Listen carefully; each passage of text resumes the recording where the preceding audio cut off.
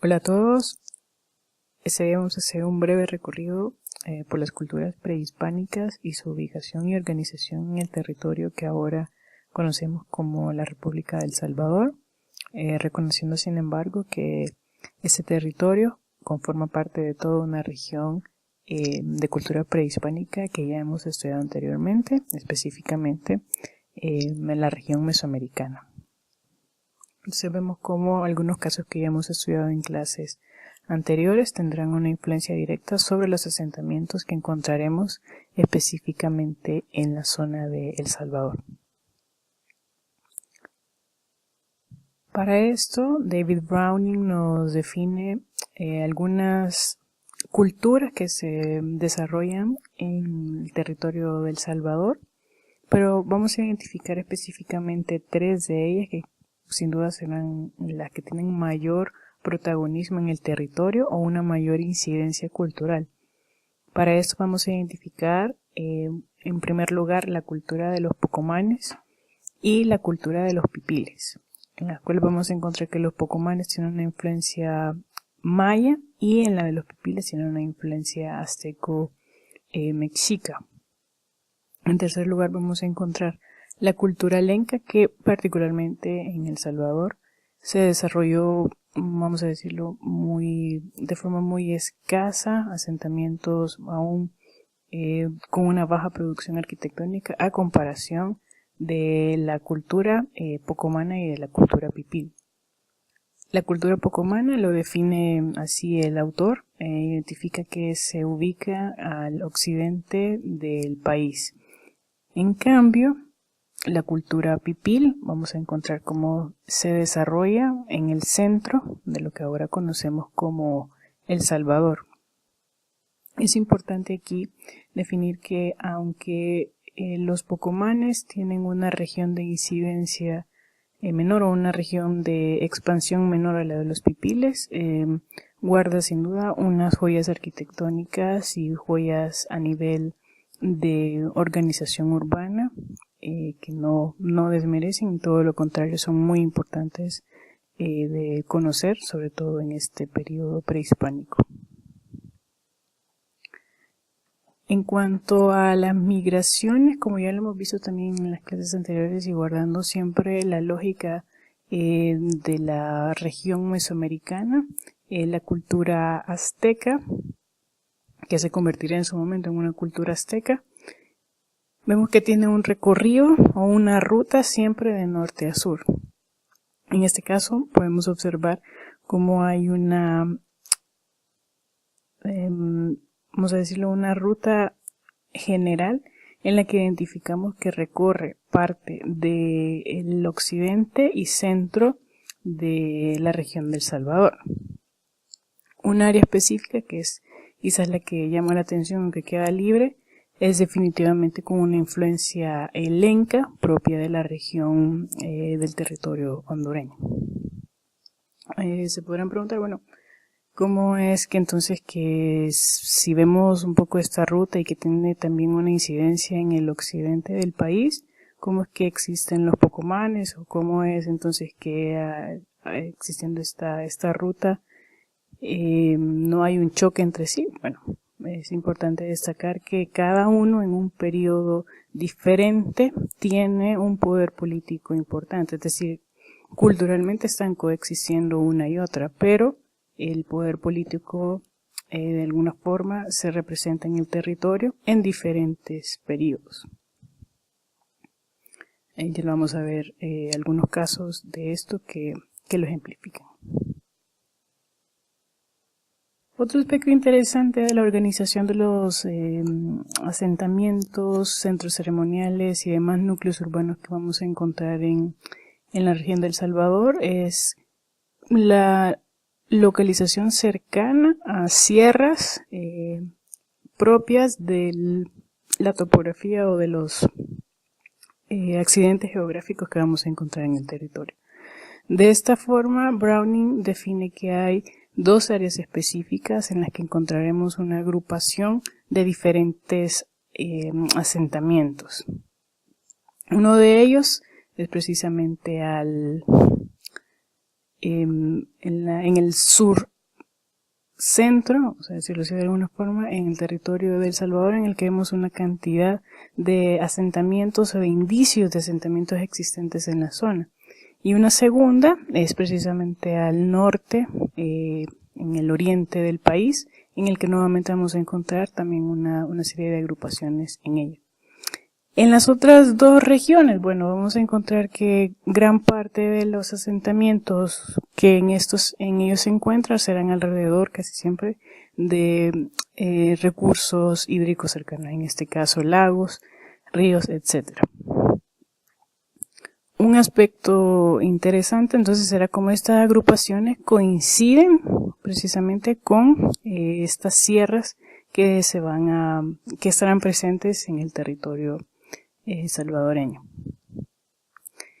Interesante también a futuro destacar cómo el país o la delimitación que ahora tiene El Salvador se ve afectada sin duda por el río Lempa, que bueno, no está marcado en esta presentación, pero que identificamos cómo atraviesa el territorio de El Salvador y crea sin duda una frontera natural entre este centro hacia el occidente y el centro hacia el oriente del país. Entonces esto va a delimitar culturalmente desde, bueno, lo podemos observar desde el periodo prehispánico hasta nuestra actualidad.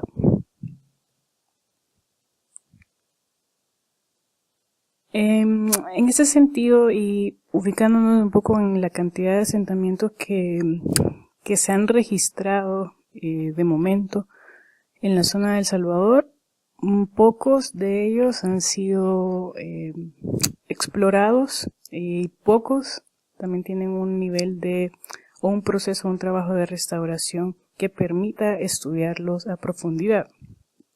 Por eso, para fines un poco más prácticos del estudio, hemos elegido los sitios que ya tienen un proceso avanzado en el trabajo de restauración, en el trabajo de exploración de cada uno de estos núcleos urbanos, centros ceremoniales, asentamientos habitacionales, etc. Los que nos interesarán estudiar son Casablanca y Tazumal, ubicados actualmente en la zona que conocemos como Chalchuapa, Joya de Serén y San Andrés en la zona de Opico y sus cercanías, y Cihuatán al norte del municipio de San Salvador. Vamos a identificar Casablanca, Tazumal, Joya de Serén y San Andrés, que tienen una influencia muy grande de la cultura maya, mientras que Cihuatán tiene una fuerte influencia de la cultura pipil, que como lo vamos a ver también más adelante, de hecho Cihuatán es quizás llega su ciudad, su espacio urbano llega a un desarrollo mayor algunos años después que Casablanca, Tazumal, Joya de Serén y San Andrés. Es interesante incluso que cuando estos ya han decaído, es decir, ya no son parte de una capital de señorío de su cultura, es cuando Cihuatán de alguna forma toma cierto poder, cierto desarrollo en cuanto a su producción arquitectónica y urbana.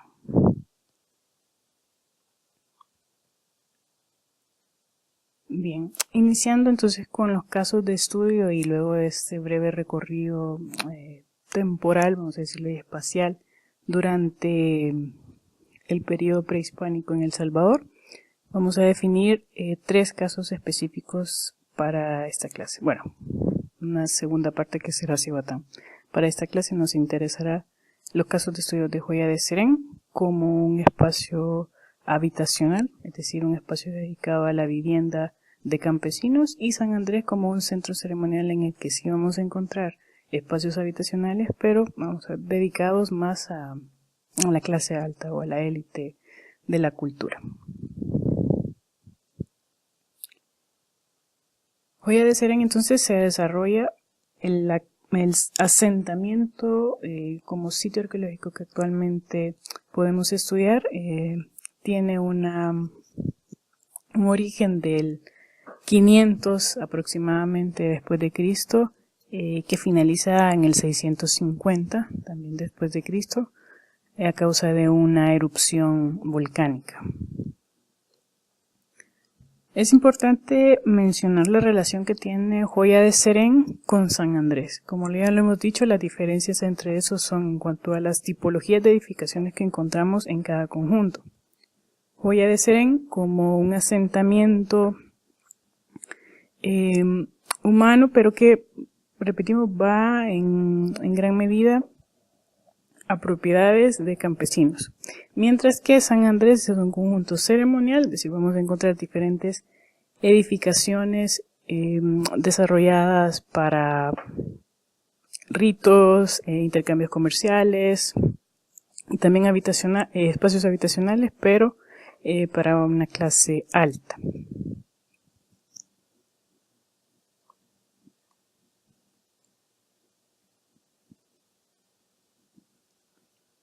En este punto también entonces nos interesará cómo la ubicación de Joya de Serén y San Andrés es cercana precisamente a lo que mencionábamos al inicio de la clase, ¿no? Ver cómo hay una presencia de sierras o de diferentes accidentes geográficos que rodean prácticamente esta zona, en la que vamos a encontrar delimitados el volcán de Santa Ana, el volcán de Izalco, el volcán de San Salvador y el volcán Caldera, que más adelante vamos a ver la influencia directa que tuvo y las diferentes consecuencias que esto generó específicamente en el área de Joya de Serén y San Andrés. Vamos a regresar a esta diapositiva más adelante. Antes quisiera explicar un poco sobre las dos erupciones estratégicas para comprender la historia de Joya de Serén. En el siglo V, el volcán de Ilopango provoca la destrucción de gran parte de asentamientos en el occidente del país, incluyendo la zona específica que estamos hablando de Joya de Serén, aunque en su momento no tenía este asentamiento, vamos a decirlo, con esta producción arquitectónica que se desarrolló más adelante. Es precisamente 100 años después de esta erupción del siglo V, en el que la capa de tierra blanca volcanizada formó suelos de gran fertilidad que atrajo nuevos asentamientos mayas al valle de Zapotitán. Esto entre los años 500 y 550 después de Cristo. Es decir, estos nuevos asentamientos 100 años después de esta erupción del siglo V es precisamente lo que ahora conocemos como Joya de Serén. Y que, así como se origina, es decir, por una atracción de la fertilidad de los suelos, también de la misma forma con una erupción del volcán Caldera de Ilopango, pero esta vez en el siglo VII después de Cristo, vamos a ver cómo provoca la abrupta huida de los pobladores del sitio. Es importante y es interesante sobre todo para su estudio identificar que en la actualidad no se han encontrado restos humanos en el área. Esto presume que los pobladores lograron huir a otros lugares en búsqueda de resguardo y sin embargo la ceniza volcánica producida por esta erupción permitió que, aunque los pobladores huyeran del sitio, las edificaciones obviamente permanecían, es decir, los objetos, las diferentes herramientas, tesoros, es decir, dar un concepto. Todo esto se preservó de tal forma que hasta el día de hoy podemos identificar cómo estas obras permanecen en pie con un estado interesante que nos permite realizar un estudio, es decir, a varios siglos después de esta erupción y del abandono de esta ciudad. Aún así podemos observar cómo la ceniza volcánica en gran medida fue la que permitió la preservación de estas edificaciones. El descubrimiento del sitio se da en 1976 a consecuencia de una construcción que se estaba desarrollando en el área de silos, ¿no? Estos grandes elementos para embodegar o para almacenar los granos. Entonces, mientras la construcción de estos silos se estaba desarrollando, por accidente, se logró identificar algunas estructuras que parecieron interesantes y fuera de lo común. Estas estructuras recién descubiertas por los trabajadores de esta construcción se encontraban precisamente 4 metros bajo el nivel de tierra que en ese momento se tenía.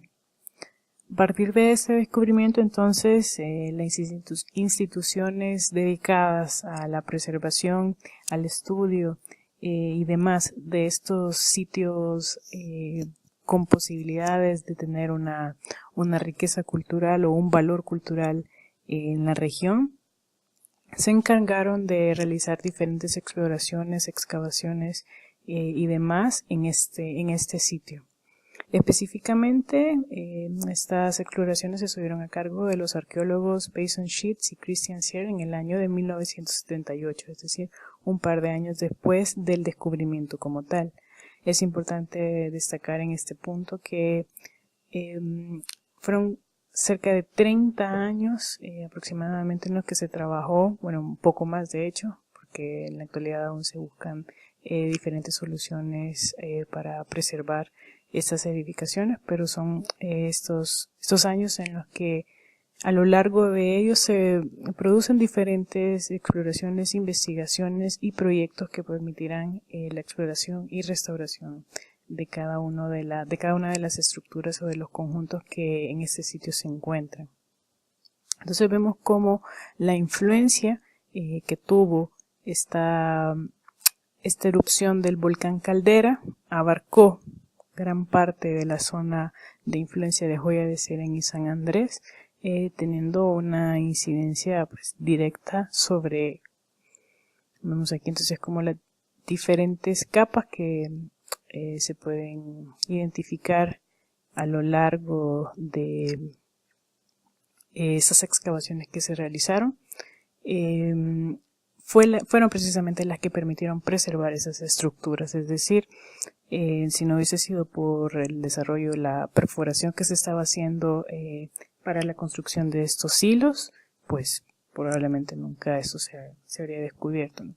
No se tiene en consideración hacer una excavación tan profunda en proyectos, pues podríamos decirlo, de menos impacto en la región.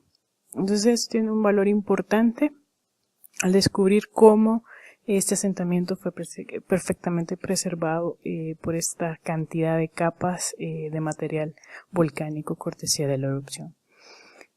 A partir de eso, entonces también es interesante reconocer que de hecho es el único patrimonio cultural de la humanidad, así establecido por la UNESCO en 1944, parece, tengo el dato un poco confuso, entre 1994 o 1996, en el que se declara entonces este espacio como el patrimonio cultural de la humanidad por su particularidad de ser un asentamiento prehispánico, es decir, no es un centro ceremonial, no es que se van a encontrar ahí templos, plazas y demás, sino que es un asentamiento de viviendas un poco más sencillas y dedicadas para una clase baja dentro de la cultura.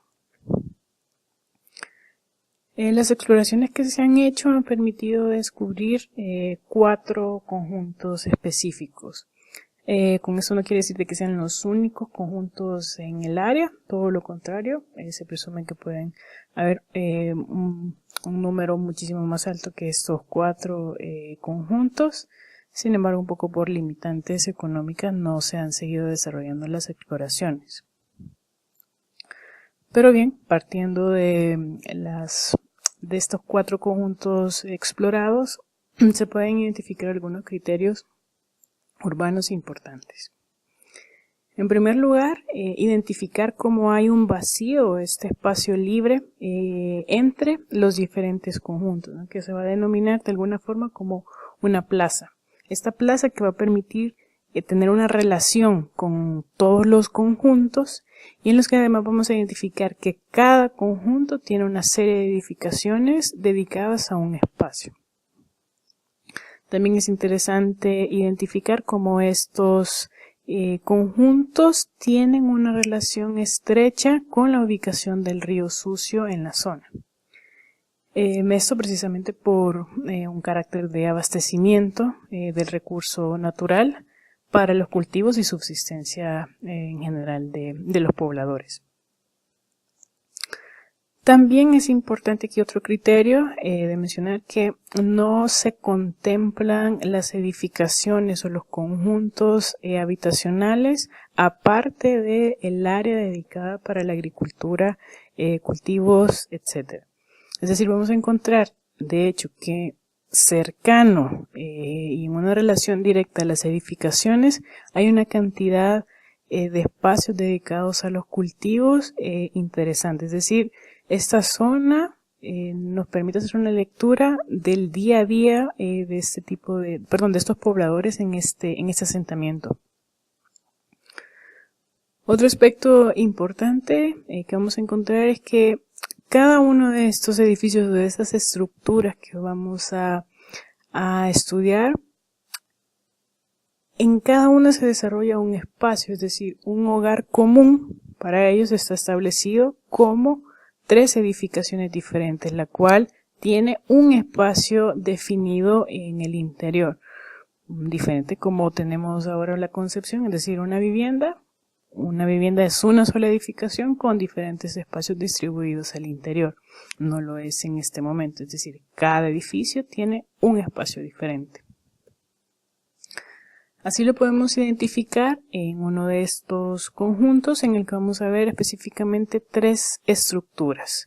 Es decir, el hogar típico del asentamiento va a identificar 3 estructuras principales. Uno que es la casa, definido así como dormitorio, la bodega, en el almacenamiento de los granos, alimentos, etc. y la cocina. Esas 3 edificaciones, vamos a ver, esas 3 estructuras tienen una única función y vamos a decirlo de alguna forma, un solo espacio en el cual se realizará esta función. Vamos a encontrar también una cuarta estructura, que es la estructura 12 de la casa de la chamana, que no es parte de este hogar común, pero sí que tiene una importancia en el día a día, en la cotidianidad de esta población, pero más relacionado a un aspecto religioso. Vemos aquí una ilustración que es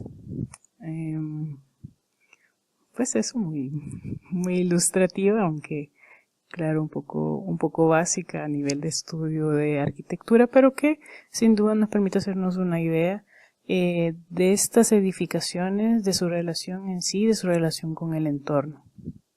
Entonces vamos a ver cómo identificamos precisamente el dormitorio, en el que vamos a encontrar un corredor y un espacio interior, la cocina, que permitirá esta ventilación y un poco de la circulación de aire a través de esta, y la bodega, que pues es un espacio dedicado únicamente para el almacenamiento de granos. Y alrededor de esta vamos a encontrar como también hay están los diferentes cultivos dedicados precisamente a la subsistencia de los pobladores de la zona. Vemos acá una fotografía en la que vamos a encontrar estas 3 edificaciones: cocina, bodega y el dormitorio. En el caso del dormitorio podemos identificar que está conformado por 2 espacios básicos. El primero, que es el corredor, frente a este espacio interior, y el espacio interior en el que se establecerá este dormitorio.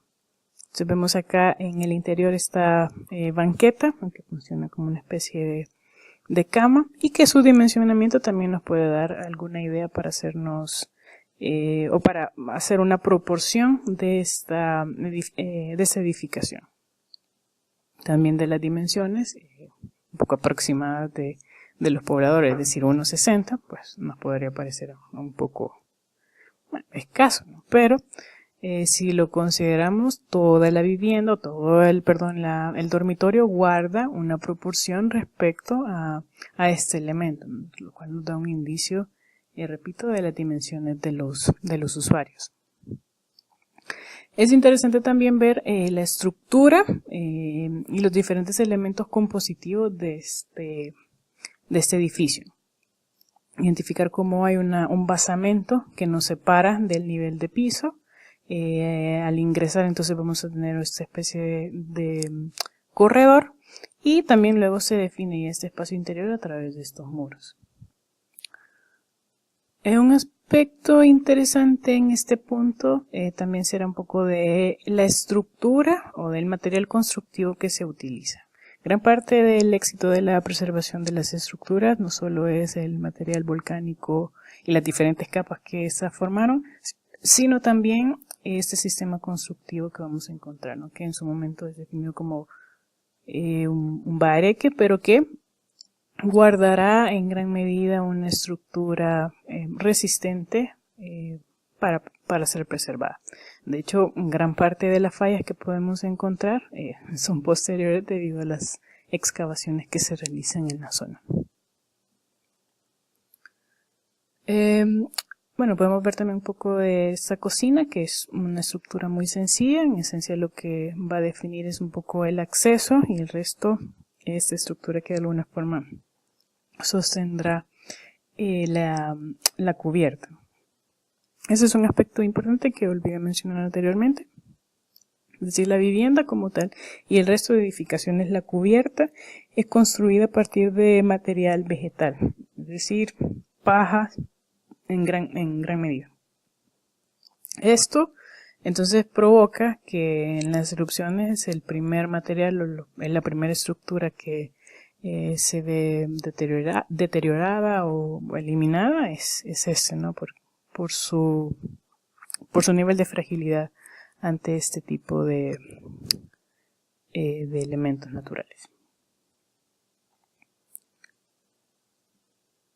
Luego interesante, un aspecto que también olvidé mencionar es, por ejemplo, observar estos surcos, ¿no? Que son los que nos dejan ver o nos dejan hacer una lectura de cómo la relación del territorio cultivado está sumamente cercano a las edificaciones. Repito, no es que se ubique la zona de cultivos lejana o aparte de las edificaciones, sino que está estrechamente relacionado espacialmente a estas edificaciones. Luego podemos observar la casa de la chamana, que tiene ya un uso más religioso, en el que vemos que en el interior sí hay una serie de espacios o de nichos que se organizan, pero que no tienen la función no tienen la intención de tener varias funciones para varios usuarios, sino un solo usuario, que en este caso es la chamana, que realiza una serie de pasos para los ritos que se establecen en él. Entonces la lógica de esto un poco es definido a través, por ejemplo, de las celosías que se van a encontrar en esta fachada frontal, y también que lo vamos a encontrar en una fachada posterior, en la que hay una comunicación, ¿no? Va a ser una solicitud a la chamana sobre la necesidad que se tiene, que casi siempre este rito tiene un poco de elementos de adivinación, etcétera. Entonces la solicitud se hace desde el exterior hacia una persona que está en el interior, que es la chamana. Más aspectos también interesantes son un poco a preguntarse, ¿no? A diferencia de el dormitorio, bueno, encontramos un basamento, pues, muy rectangular, ¿no? Con planos no inclinados. En cambio acá vamos a encontrar esta serie de planos que, bueno, pueden deducirse tal vez por un aspecto simbólico, un aspecto de jerarquía, un aspecto constructivo o estructural. Es interesante de analizar este tipo de composición formal. Otro conjunto interesante en el que vamos a identificar, bueno, un dormitorio similar al que hemos identificado en el conjunto anterior, pero la estructura quizás más importante de esta área sea el temazcal. El temazcal, que se identifica como una edificación dedicada al baño de vapor. Esta estructura, específicamente en Joya de Serén, vamos a ver que tiene una función de purificación para las mujeres posterior al parto. Sin embargo, vamos a encontrar una estructura similar que conforma un conjunto con el juego de pelota en Cihuatán. Entonces, veremos que aquí en este sitio tiene una función más en relación a las actividades, los ritos que se desarrollaban como parte del juego de pelota, en el que se presume que previo o posterior a este juego, cada uno de los miembros que formarían parte de esta actividad o de este rito debían pasar en este edificio o en esta estructura del temazcal para realizar una purificación. Aspectos interesantes a mencionar es sobre la estructura, composición del temazcal. Serán identificar básicamente dos elementos importantes. Uno, el basamento, y cómo este basamento de alguna forma se extiende en su fachada frontal y en una de sus fachadas laterales, en las que vamos a ver que ya está estos cuerpos que se extienden no son más o no tienen una función de basamento, sino que vamos a ver que tienen una función al exterior de banqueta, ¿no? En el que se presume que las personas previo a pasar al interior de este espacio debían esperar en estos cuerpos, en estas estructuras. Luego observamos cómo el ingreso al edificio se da a través de este estrecho vano, que es interesante también identificar, bueno, por qué tan estrecho y tan bajo. Es precisamente para almacenar o mantener todo el vapor que se va a generar a través del fuego de esta fogata que se da al interior, para mantener la temperatura alta al interior. Esa misma función tendrá entonces esta especie de paredes o de muros que van a estar en torno a la edificación o en el perímetro de la edificación, que van a rematar o van a formar una sola unidad con este domo que también va a facilitar preservar el vapor y la temperatura al interior.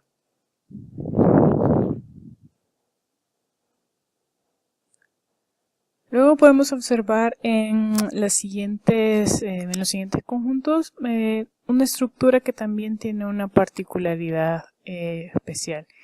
Este caso es en la estructura 3, que podemos observar una casa comunal que también, algunas teorías son que sea una residencia de élite, en la que vamos a encontrar ya dos espacios comunicados al interior entre sí, en el que uno de ellos estará libre, pero en otro observamos que está en esta especie de banquetas nuevamente al interior, que también puede deducirse a partir de esto las funciones que se pueden desarrollar dentro de los espacios.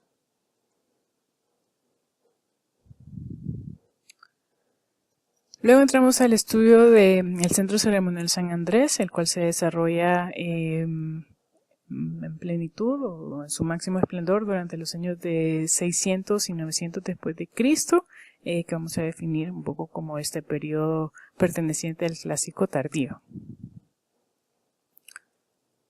Vamos a encontrar nuevamente la cercanía en cuanto a territorio o ubicación entre San Andrés y Joya de Serén dentro del Valle de Zapotitlán. Es importante también aclarar de que Joya de Serén no es que fuera dependiente directo de San Andrés, ¿no? Del centro ceremonial, pero sí se presume que San Andrés llega a ser una capital del señorío maya. Es decir, tendrá una importancia o una especie de jerarquía mucho más alta que la de Joya de Serén, por lo que ya hemos mencionado anteriormente que Joya de Serén se trata de un asentamiento de un poco de la gente común, como se define en este momento.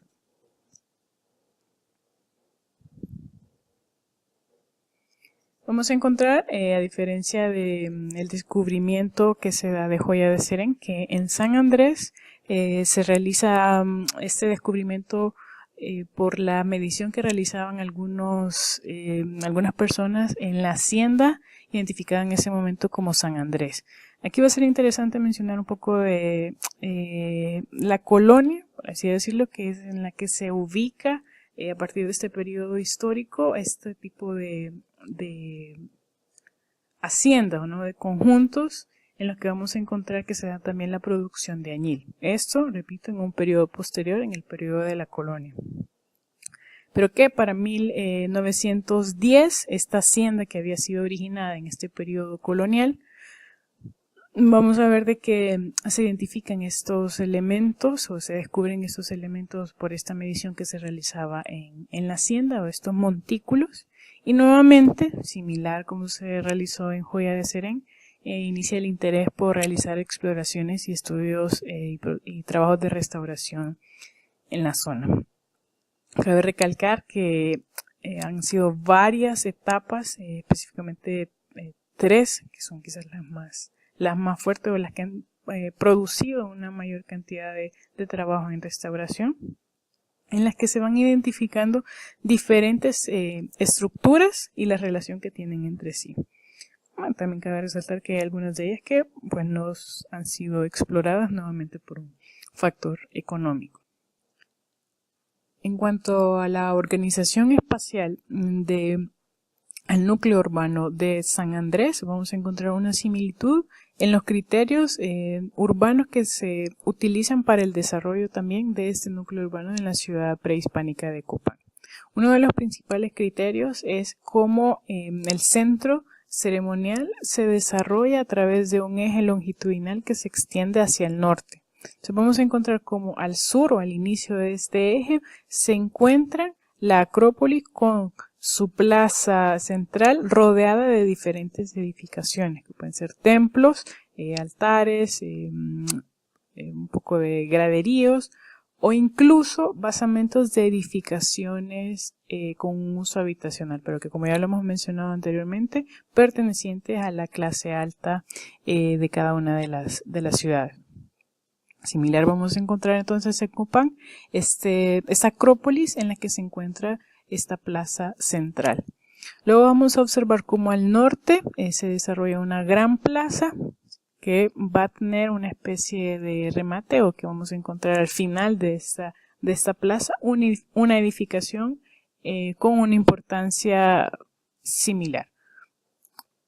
En el caso de San Andrés, termina con una edificación que es la estructura 5, conocida como la campana, que vamos a ver que es la que tiene una mayor dimensión, no solo en área o en superficie, sino también en altura.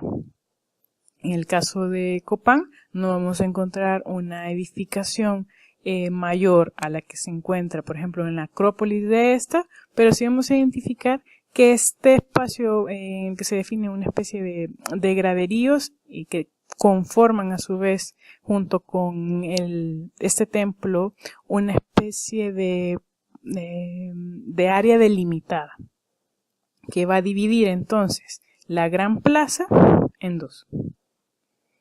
En este caso de San Andrés, pues simplemente es una gran plaza, ¿no?, que se va a definir al final por esta estructura 5. Entonces vamos a ver cómo se desarrollan este eje, pero que también vamos a encontrar conforma dos grupos. Una en la que se encuentra un poco la Acrópolis y sus diferentes edificaciones y una gran plaza al norte. Similar, repito, a cómo se desarrolla en Copán, la Acrópolis al sur y una gran plaza extendida al norte delimitada por otras edificaciones. Específicamente adentrándonos en la organización espacial de San Andrés, podemos observar cómo la Acrópolis, otra vez definida por un templo mayor y 3 estructuras o tres templos menores, van a conformar esta Acrópolis junto a lo que se define como los aposentos, ¿no?, que son en esencia el basamento, se presume de edificación dedicada a la vivienda, pero de esta clase alta de la ciudad. Entonces vamos a encontrar también a continuación cómo se desarrolla esta gran plaza, como ya lo hemos mencionado anteriormente, que va a finalizar o va a rematar con esta estructura 5 de la campana. En este punto es interesante ver de que la Acrópolis se ubica en un nivel de terreno superior. Esto no es coincidencia, sino que se han encontrado a través de las excavaciones que se han hecho en la zona, cómo se desarrolló una especie de plataforma que permitió elevar del nivel del suelo natural esta plaza, ¿no? Que ahora vamos a identificar que está conformada por las estructuras en templos y los aposentos, conformando una acrópolis. Entonces vamos a ver cómo hay un nivel diferente de este patio, esta plaza lateral que vamos a encontrar al sur este de la acrópolis, que va a definir luego una plataforma solo para ella y un desnivel hacia la gran plaza. Aquí vemos un poco en la fotografía una escalinata que se encuentra frente a la estructura 3 a través de una trinchera, una ventana arqueológica que se ha definido para identificar precisamente la construcción de esta plataforma, de esta estructura superpuesta a una existente para aumentar o para generar un mayor desnivel respecto al nivel de piso, ¿no? Haciendo la Acrópolis un espacio en una ubicación más alta. Bueno, aquí vemos una vista aérea actual, obviamente del conjunto ceremonial San Andrés, en el que podemos observar cómo se encuentra en esta zona la Acrópolis, ¿sí? El templo mayor, los 3 templos, uno de ellos aún no explorado, los aposentos, este patio lateral en un nivel menor al nivel de piso, decirlo, de la Acrópolis, y luego un desnivel aún mayor respecto a la gran plaza y esta estructura 5 de la campana. Podemos ver un acercamiento de la Acrópolis, en el que vamos a observar este templo mayor. Como les decía, los 3 templos laterales a este, es decir, este templo mayor orientado hacia el norte y las otras 2 estructuras orientadas hacia el poniente. Vamos a ver, sin embargo, que la tercera de esta, vamos a definir aquí la estructura 1, 2, 3 y 4, y en la que la estructura 4 pues aún no ha sido explorada. Luego vemos con mayor claridad cómo se desarrolla este desnivel hacia la gran plaza desde la Acrópolis.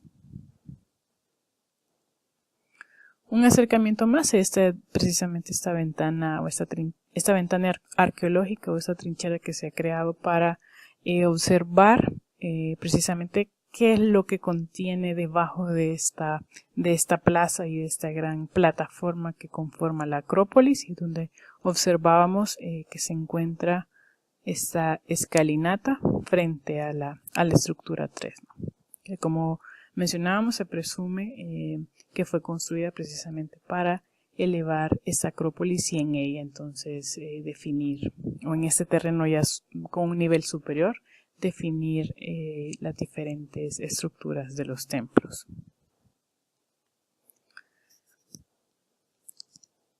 Aquí vemos con más claridad lo que les mencionaba anteriormente, estas 2 estructuras ya exploradas y esta tercera que aún pues falta por explorar. Interesante también aquí mencionar que esta estructura 1, muy similar a como lo hemos visto en edificaciones prehispánicas de Mesoamérica anteriormente, va a tener la misma lógica de construir diferentes estructuras o de superponerlas sobre edificaciones antiguas. Entonces, una de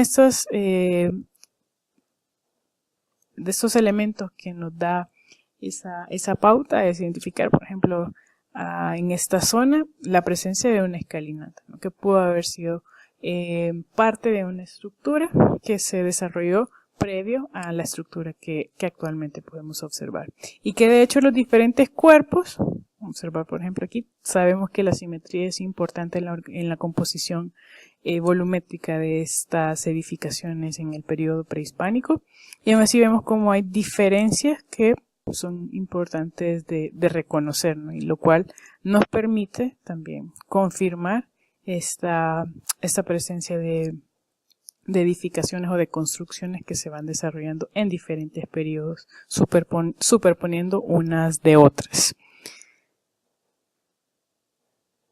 Luego es interesante también observar esta estructura de la campana, que es la que definíamos al final de la gran plaza, que es la que les mencionábamos, aún también falta de ser explorada, pero que nos da una pauta importante de las dimensiones que esa tiene en superficie y en altura, como se los mencionaba. Bueno, encontramos esta estructura de la campana, pero en realidad no solo es esto, sino que lo podemos observar un poco en la maqueta, como hay una gran plataforma con esos diferentes cuerpos y las escalinatas que van a conformar esta estructura, ¿no? Una sola estructura que va a tener esta gran plataforma, dando una mayor altura o realce a esta, que como lo veíamos con claridad aquí, la diferencia de sus dimensiones respecto a la estructura 1 pues es considerable, ¿no? Y bueno, también por lo de los trabajadores, como notan, una escala humana que nos permite hacer una comparación. Aquí vemos este mismo cuerpo, esta misma cubierta de las obras realizadas, que nos permite hacernos una idea de las proporciones de este edificio. Y finalmente tenemos la estructura 7, que se encuentra fuera de la Acrópolis. Tenemos aquí la Acrópolis, esta es la estructura 7, en la que va a tener una particularidad, y es que aquí es donde se define cómo hay una influencia directa de la región o de la ciudad de Copán, que es una réplica de alguna forma de la arquitectura copaneca, es decir, la estructura en general que conforma la edificación, si una plataforma baja junto con otras dos en menor dimensión, que no tiene una mayor altura a diferencia de las que encontramos en la Acrópolis, y que, como mencionaba, en el interior va a encontrar diferentes elementos, una en particular, pieza clave que guarda la relación con la ciudad de Copán, que va a ser un pedernal excéntrico que tiene representaciones del dios Cahuil, el cual se asocia con la realeza y la sucesión dinástica de la ciudad de Copán. Entonces, se presume que esta edificación fue construida, de hecho, posterior a la construcción incluso de la Acrópolis, de la Campana y del resto de edificaciones y plazas que encontramos en San Andrés.